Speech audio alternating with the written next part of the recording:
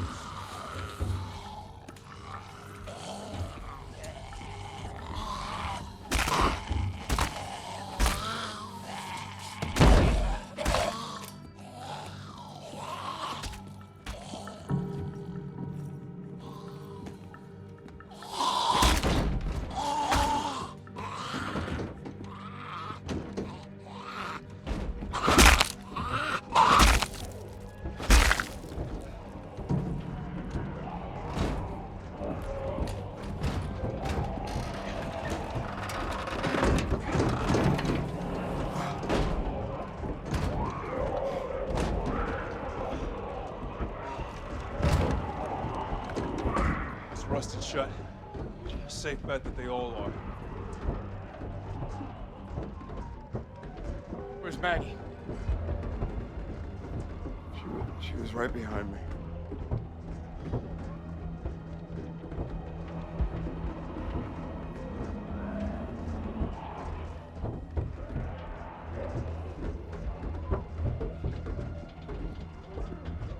Somebody boost me up. You go up there, you're dead. She'd be pissed if you tried. She'd want us to keep moving forward. All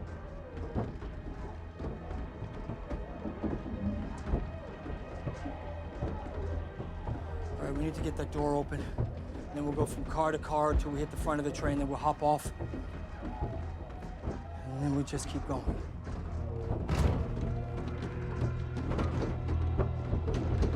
Look out, guys.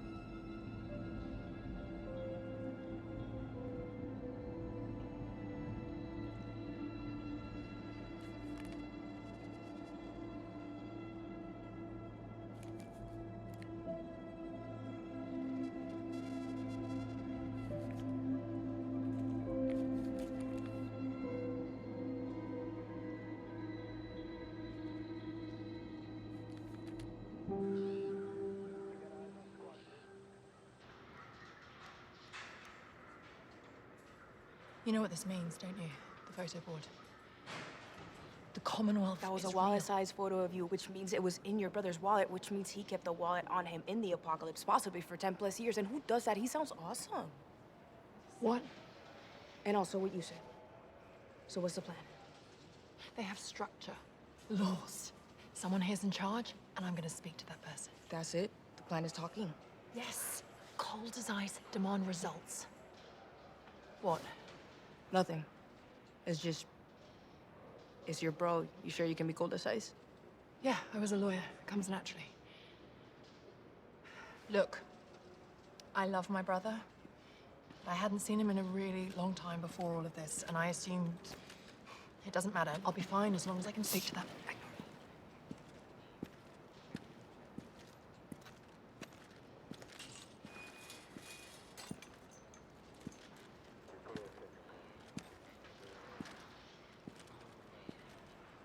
That was her from last night. Did you see how she was looking at us? She knows. Fine. No one knows we tried to leave, or believe me, we'd be beholden to the... Ezekiel's gone. In anticipation of your next question, I looked everywhere, asked around. No one's saying anything. Someone took him. Someone knows what we did, and he's just the first domino to fall. In anticipation of your follow-up query, I don't know how I know. I only know that I'm freaking out. It's probably because he told off the big guy. Oh, God, why did he tell off the big guy? We should talk to them. We should talk to them. We should come clean about who we are, where we're really from. Eugene, for the last time, do not talk to their law enforcement, or if you find yourself in a situation where you have to, you stick to the story. Well, what do we do? Wait, what? Be cool. Ice, ice. You got one of our people? What have you done with him? I demand to know where he's been taken. Calm down.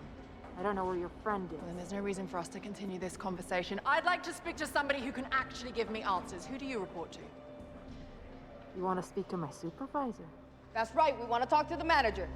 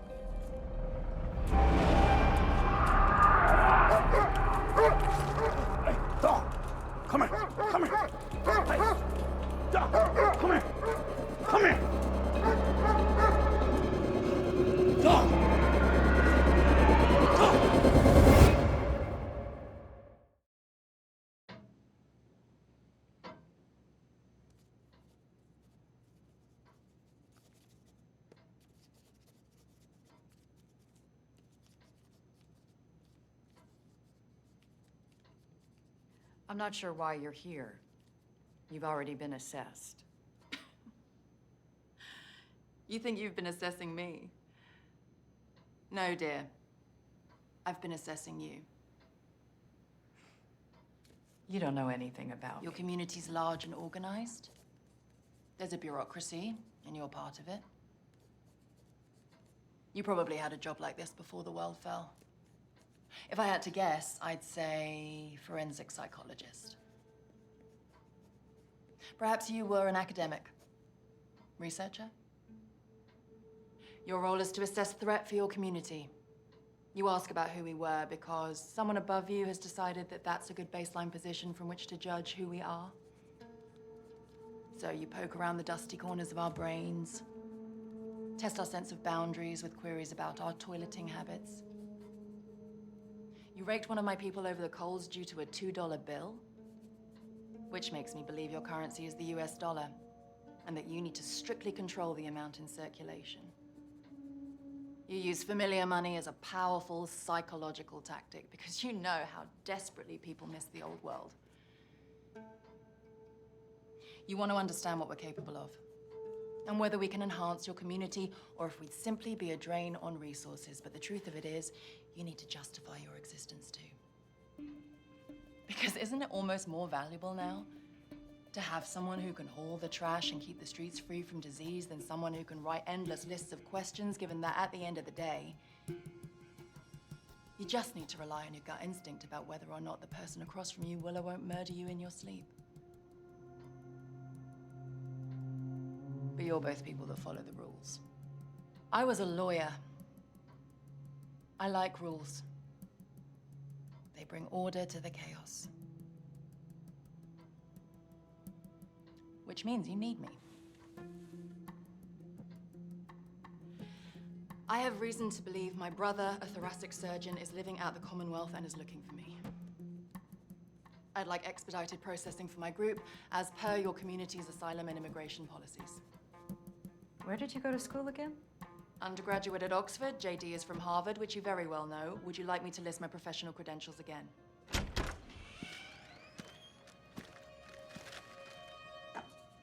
Coffee?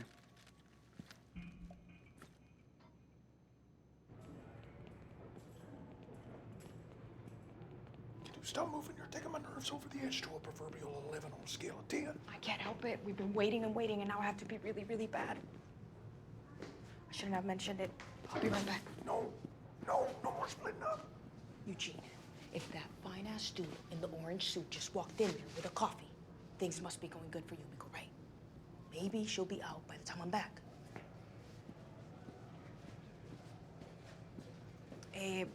Vázquez, ¿verdad? A tu servicio.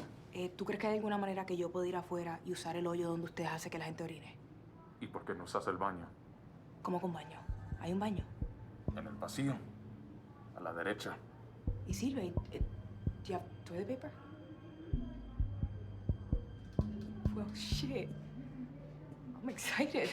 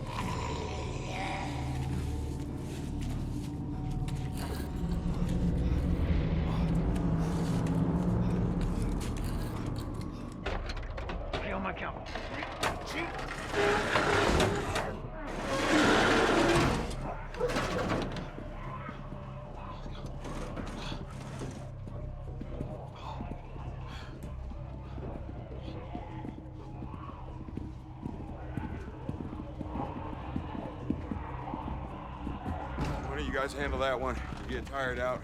Take over. Is that the roof? Walkers? Shh. It's below us. It's Morse code. It's SOS.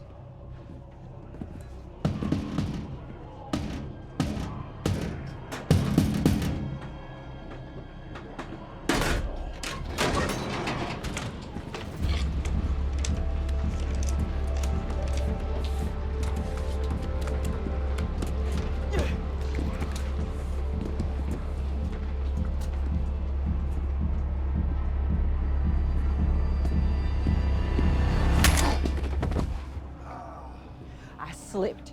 He saw, and he left me to die. Okay. So what? You're just admitting it? You tried to kill her. No. She was in trouble and I didn't help. There is a big difference. Okay, so who's gonna help you now? Who in here's got your back? Yeah, you don't need fingers to count that number. She was just talking about murdering me. Sooner rather than later. And yet somehow, I'm the big ol' asshole because I didn't risk my nuts for her. I have been a golden goddamn asset for every single one of you. And a burning hilltop, that helped, huh? I killed Alpha. All right, so yeah, I was helpful. Because if I hadn't done that, every person you know, their skull would be on a spike. I did what needed to be done. All right, I am trying.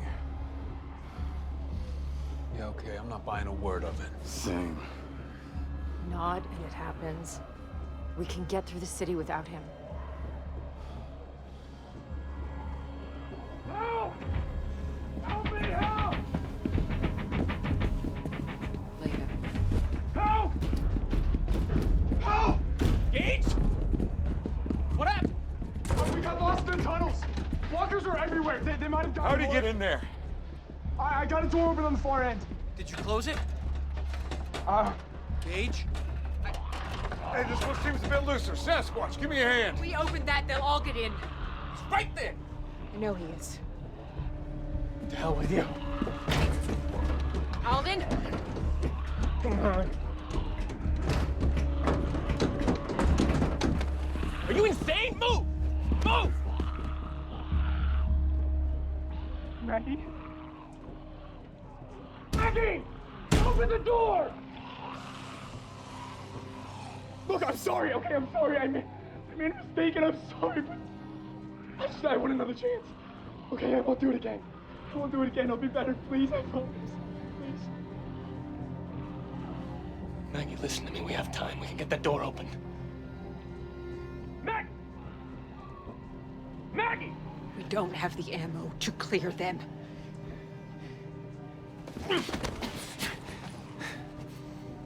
Let it go. I'm sorry. I can't.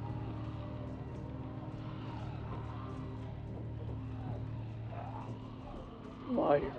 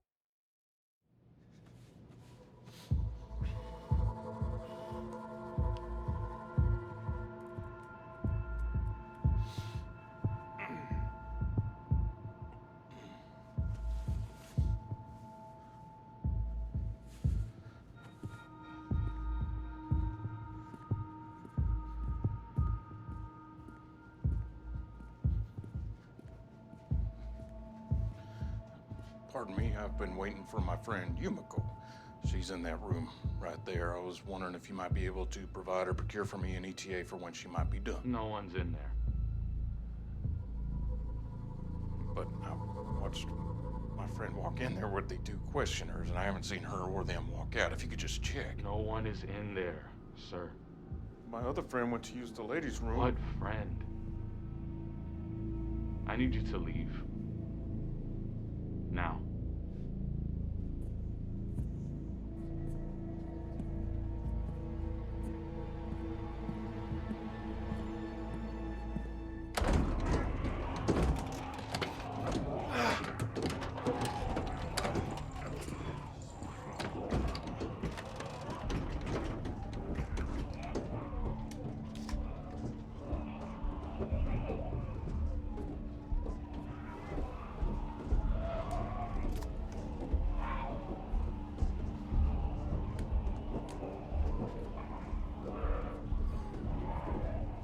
is it?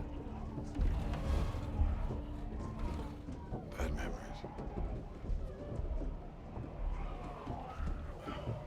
About what?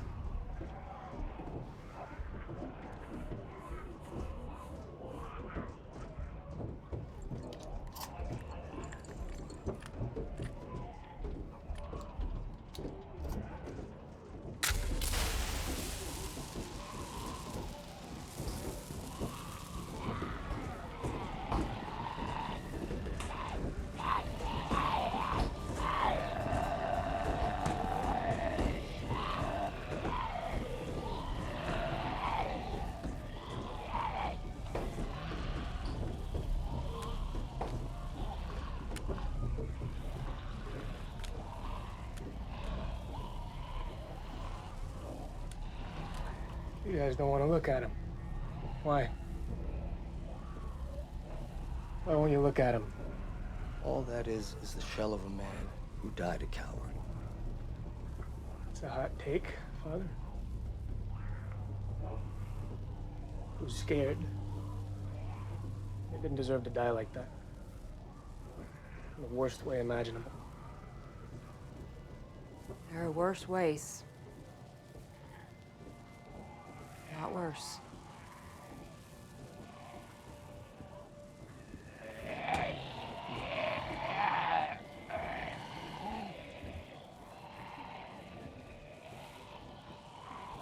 Before I found Elijah and his people, Herschel and I were alone for a long time. One day we came across this frail old man just kneeling by a turned-over grocery cart. It was full of scavenged clothes he said were for his sons and daughters, and could we help him haul the cart back home? And he said he'd give us food for our trouble. I knew that he was a liar. But I was starving. And soon Herschel would be. So we followed him back to his house. I held a knife to his throat and reached in his pocket. And I pulled out the chloroform rag he was going to use on me. Stuffed it in his mouth. And then we went inside the house, and I locked my little boy in a room. And I went and searched the house.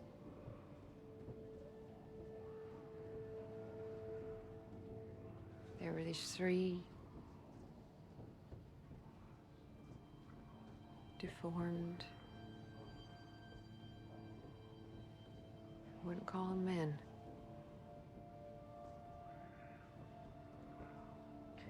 They came after me, but I handled them. And then the house was quiet, except for this thudding sound that was coming from upstairs in the attic. And I thought maybe they had people tied up there that were trying to get free. So I walked to a door at the end of this hallway. And I opened it and I looked up, and there's a set of stairs. And at the top of the stairs is this shadow, writhing and rocking. I thought it was an animal. And all of a sudden it fell down the stairs. It came right at my feet. It was a walker that used to be a woman. Her arms and her legs had been cut off, stitched up. Her eyes gouged out. No tongue. And she was wheezing through an open, cauterized gash in her throat where her vocal cords had been ripped out. And her belly was round and full. And whatever was inside of there was trying to get out. upstairs and there were 3 more just like her. But their hearts were still beating. And do you know the first thing I thought? The very first thing that crossed my mind? If they're alive, there must be food here. So I took care of them. And then I found the food. Lots of it. And Herschel and I filled the cart with it. And we left.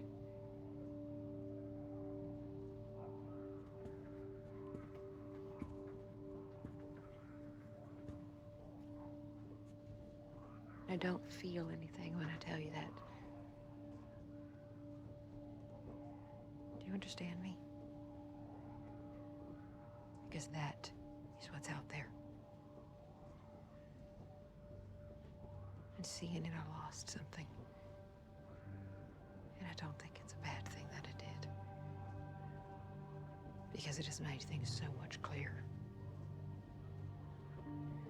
What we have in Alexandria. What we had in Hilltop. And in Meridian. It's rare. It has to be. Compared to everything that's out there. Because if it isn't... It means we were lucky. It means that nobody has it figured out. Nobody ever did. And nobody ever will.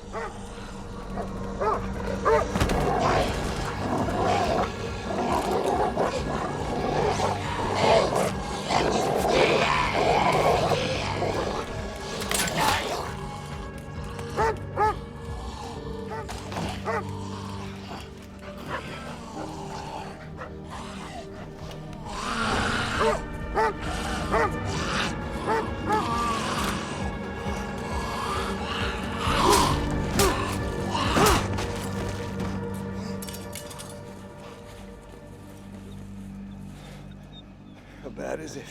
It ain't good. You went topside? Yeah. Bad idea. I lost gauge. Where's the ammo bag? Where's the ammo bag? I lost that too.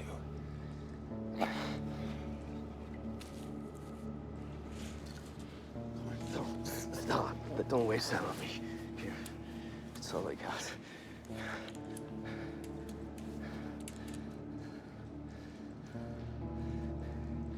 Tell my kids I didn't die a coward.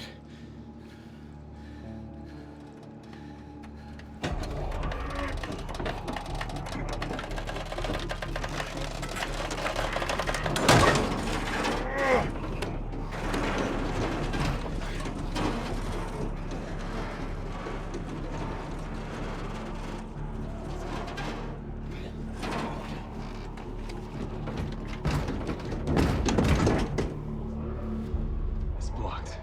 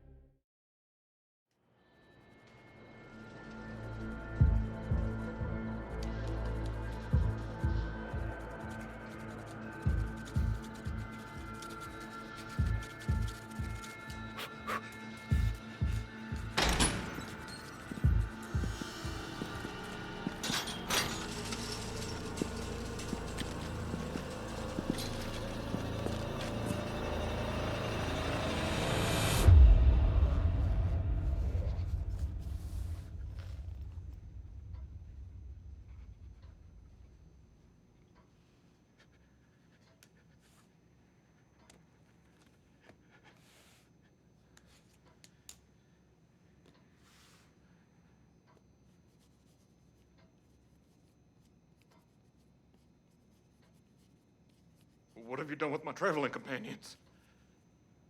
They're being processed.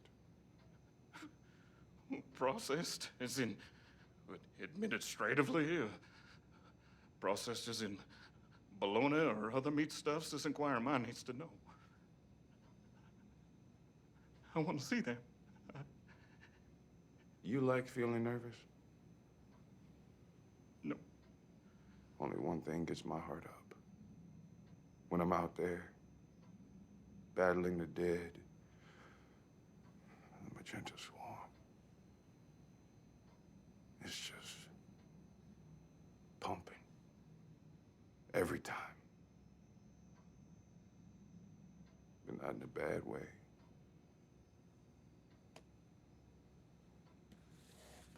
Here, mop up.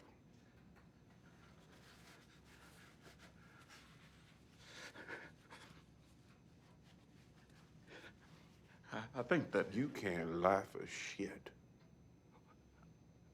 So don't lie. Okay, I wasn't going to. You weren't. No. That makes me like you. Keep doing that, it'll help you. If you don't, you get me. Use your words. Yes. Yes, sir. Good. Now, I know you're holding back. You know you're holding back. I'm gonna give you 2 questions. You're gonna give me 2 answers, truthful ones. You do that, you get to go. You get to see your friends again. Everything will be okay. It's that simple. Ready? Where is your settlement? And why were you at that train station? Eugene, if you lie, I'll know. Okay, dokie.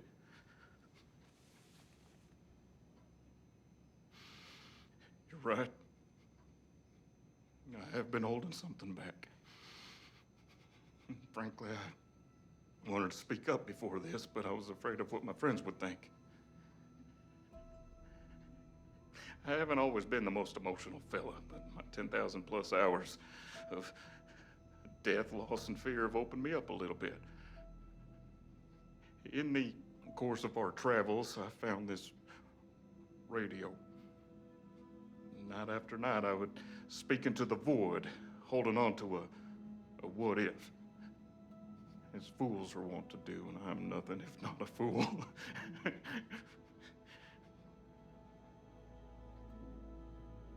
Then one night, a voice came back from said void. A beautiful voice. We got to talking, and she was not repulsed by my musings. We spoke of train museums and ice cream cones, and we laughed. We sang Iron Maiden. And we wanted to meet. So I got my friends to go to that train yard under the guise of asking whoever showed up for help for us 3, because I knew they wouldn't go otherwise. But all I was thinking about was Stephanie. So yes, I lied. I've been lying this whole time because I'm afraid to lose the 3 friends I have in this world. And I lied to Stephanie about being from a large settlement because I was afraid that maybe she was not who she said she was. That maybe she was a femme fatale, laying a trap for a lonely heart. My track record in the romantic realm is spotty at best. I'm not one for whom any relationship come easy, particularly those with the fairer sex. And I am, in fact, a virgin, even though I have observed the act far more times than I care to admit. your titters. I was hoping that after a suitable period of courtship, that Stephanie might be the one to change my unenviable status. Because deep down, I was hoping that maybe, in fact, she was my one true love. And now I've been forced to admit that in this room, and I'm humiliated by it.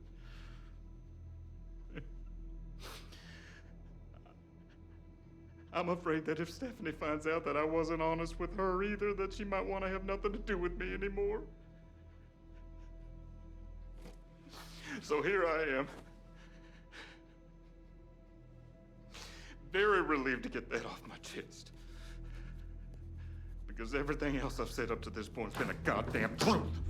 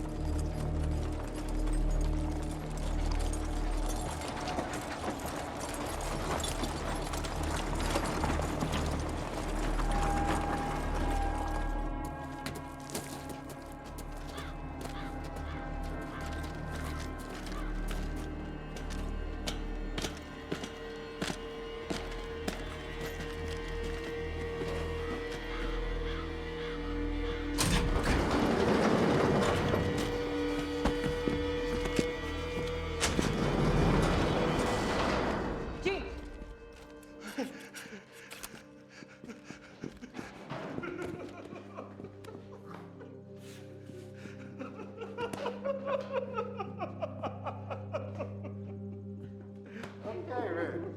Let it out. I thought, where'd they take you? An infirmary. A medic steamed my face, gave me this nasty herbal cough syrup, and I slept. They spiked the cough syrup? No, they took the lantern out of my room, and I fell asleep. Medic checked on me a couple of times, and then they brought Yumiko to visit. And then they took us to a holding room with Princess, and then they brought us here. Yeah, thank God you're here too. We were worried.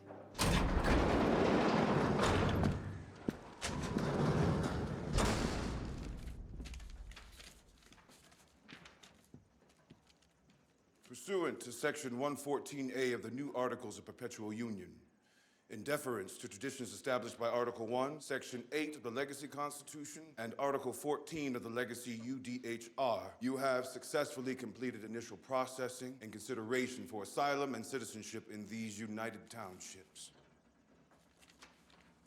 When you walk through these doors, you'll be escorted to orientation by a beat cop. Welcome to the Commonwealth.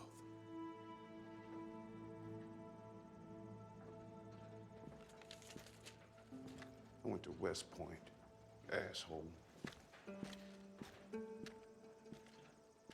I don't get it. What the hell changed? Why did they all... Don't question it. We're in.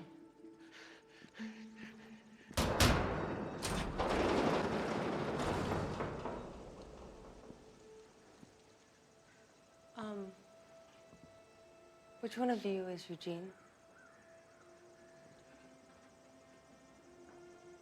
Hi. I'm Stephanie.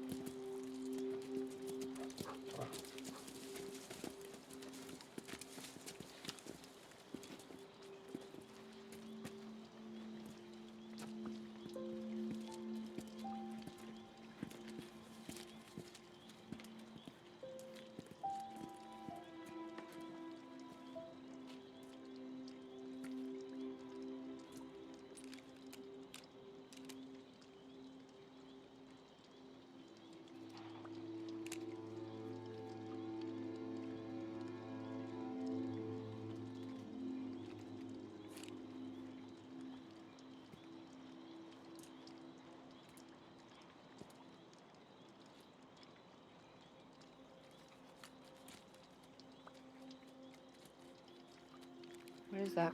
It's a letter from this kid to his parents. It's from back before. You found it? Yeah, down in the tunnel. You see anything else down there? Nah. It's the same stuff you saw.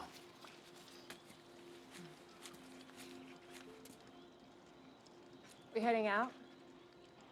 We need to take a detour first. Arbor Hills. What's there? Hidden supply depot. Georgie set him up all over in case we ran into any trouble when we were out looking for survivors. Has ammo, food, weapons. Rest up there, restock, and then head to Meridian. Radio tower marks that neighborhood. You know where that is? Yeah. Come on. Come on, boy.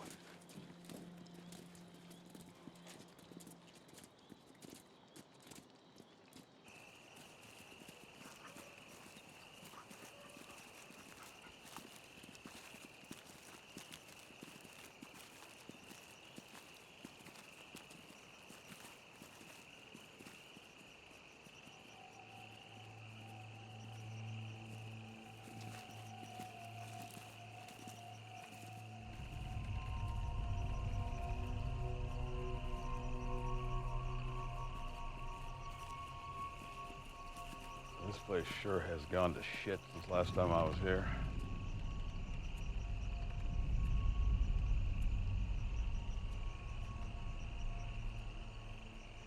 Let's double back. We can cut through.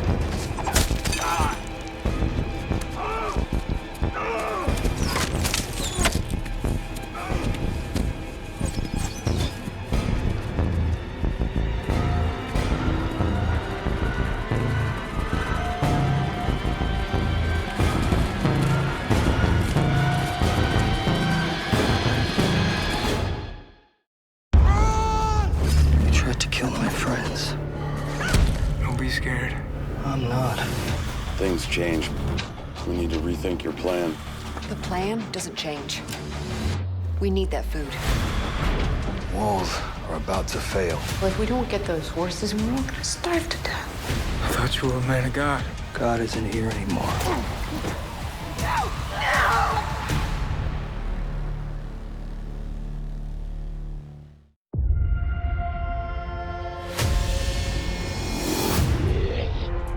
When we start, we see that Maggie, she's down there, she's fighting the walkers. For our heroes, you're not a hero unless you fight through things and you survive things. And Maggie is a survivor. She has been through a lot. Putting her in situations where she's really just having to be strong and smart, that's always a good place to put our heroes like Maggie. So we just felt like it was important to start the episode on her like that because you just see like how determined she is to get through her mission.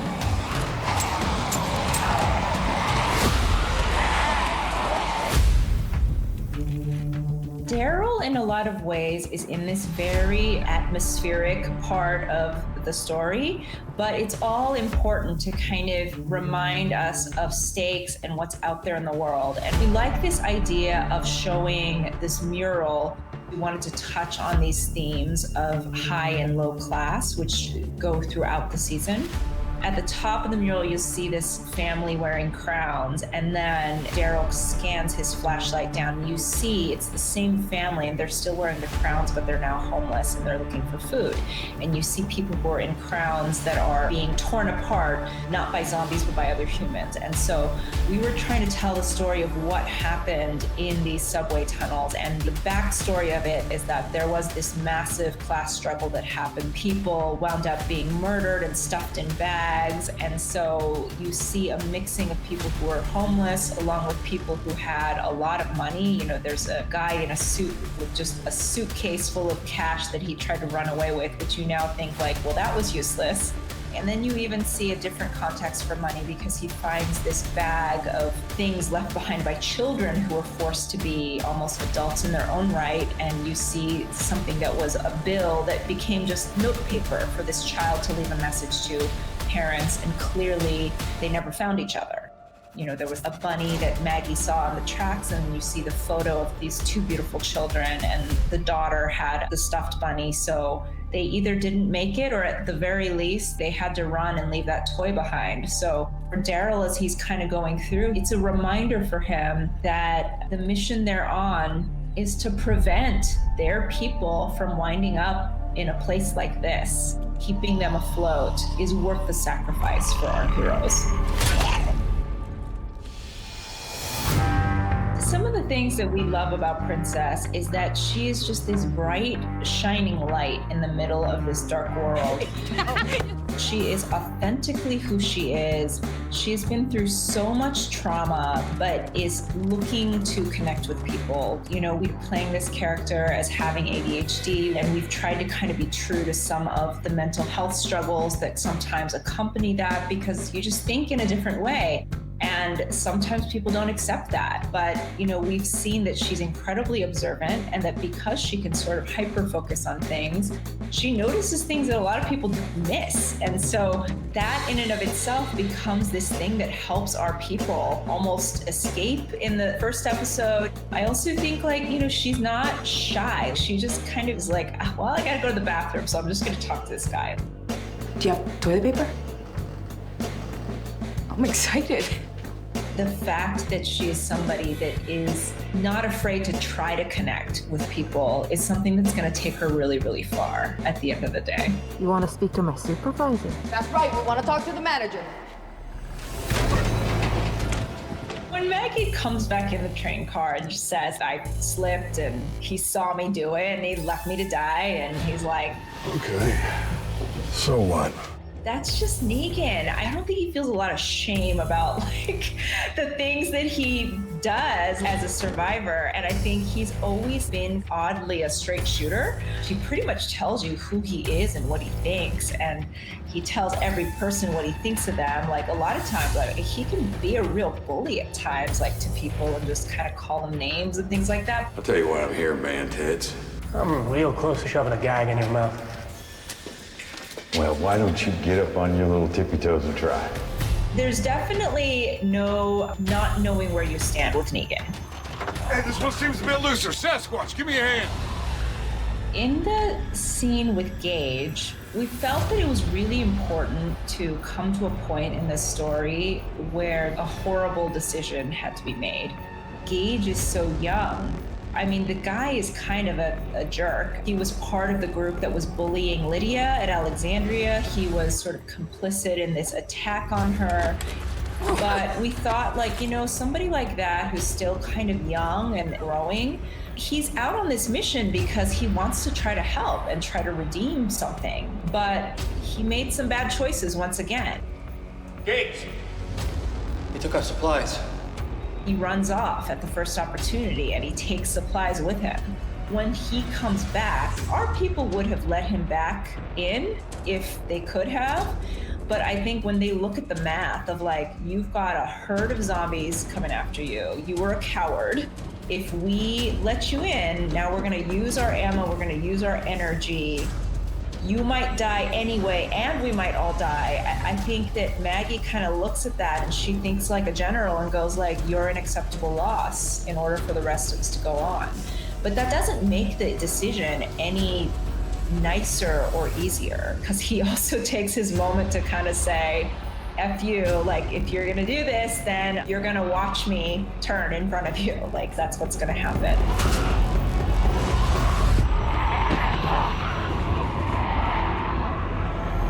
An important moment in the arc between Maggie and Negan is there's this moment where they feel like they're just in real trouble and maybe they're all gonna die, and Maggie hands Negan a gun that she has on her. Maggie really is just kind of like cold, hard leader at that point. Right then, he's just an asset. The mission has become more important than any one individual or any one dynamic that exists between them. And that is true even for her. And so when he gives it back, maybe there is at least this tiny, tiny bit of trust that has passed back and forth between them. And that's going to just be part of the shifting sands that they're on as they're going through this mission together. The final scene with the Reapers shows, like, they've got the hanging bodies and all kinds of things. Like, there is definitely sort of this apocalypse now type of vibe to them. This element of don't mess with us. Our territory's our territory. Don't cross. But if you do, there's going to be a problem. And just the way that they're marching forward, you see this sort of boldness of like, we're not afraid of coming to meet you. They are very, very, very formidable, and they know it.